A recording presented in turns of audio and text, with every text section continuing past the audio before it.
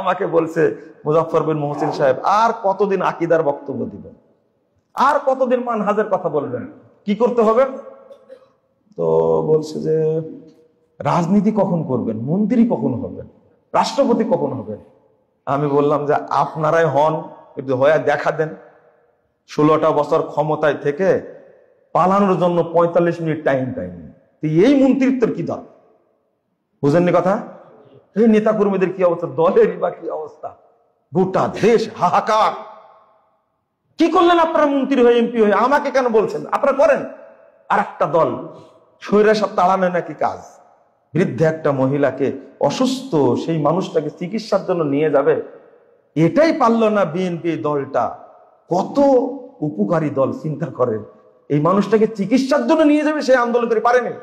ফখরুল সাহেবের নামে 750 মামলা, মাত্র কয়টা? 750 মামলা। কি করলেন দল করে আপনারা? মন্ত্রী হয়ে কি করলেন, এমপি হয়ে কি করলেন?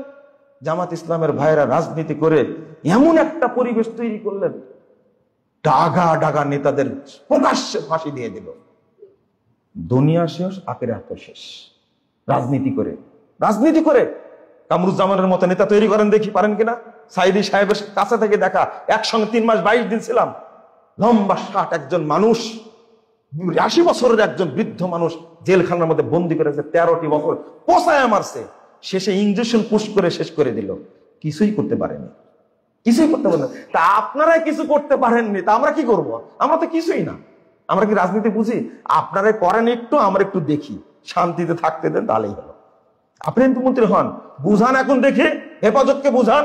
হেফাজত মুখ খুলে ফেলেছে, হেফাজত বলছে জামাত ইসলামী কোন ইসলামী দল নয়। জানো, ওকে আগুন দেন এবার, বুঝান এবার। জামাত ইসলাম চাই মওদুদের ইসলাম প্রতিষ্ঠা করতে, আমরা কোনোদিন এদের কথা বলেছি? হেফাজত বলছে এখন নেন, 2টাকে থামান। আরে জুবাইর গ্রুপ আর সাদ গ্রুপ, এই 2টাকে থামান, তাহলে হবে। আল্লাহ দেশের ভোটও নাই, শক্তি নাই, এই 2টাই দেশ অচল করে দিবে। আমরা কি করবো তাহলে? আমরা আমাদের পথে আসি, থাকবো আরো 9000।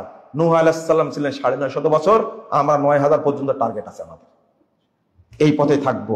আমরা জান্নাত কিনতে চাই, ইমান থেকে হিজরত করতে চাই না। আমি দেশ থেকে হিজরত করব, ফাঁসির কাজটা ঝুলবো, কিন্তু ইমান বিক্রি করে নয়। পূজা মণ্ডপে গিয়ে আমি সেজদা করব মন্দিরকে, আমি মন্দির পাহারা দিব, আহলে হাদিস মসজিদ ভাঙবো, এরকম মুনাফিকি কুফরি নীতি আমার মধ্যে নাই। বাংলাদেশে করছে না এখন। এই সাভার মসজিদে দাঁড়িয়ে কয়েকটা শক্ত কথা বললাম, আপনারা দোয়া করবেন আল্লাহ যেন জাতিকে বুঝার তৌফিক দান করেন। আমিন।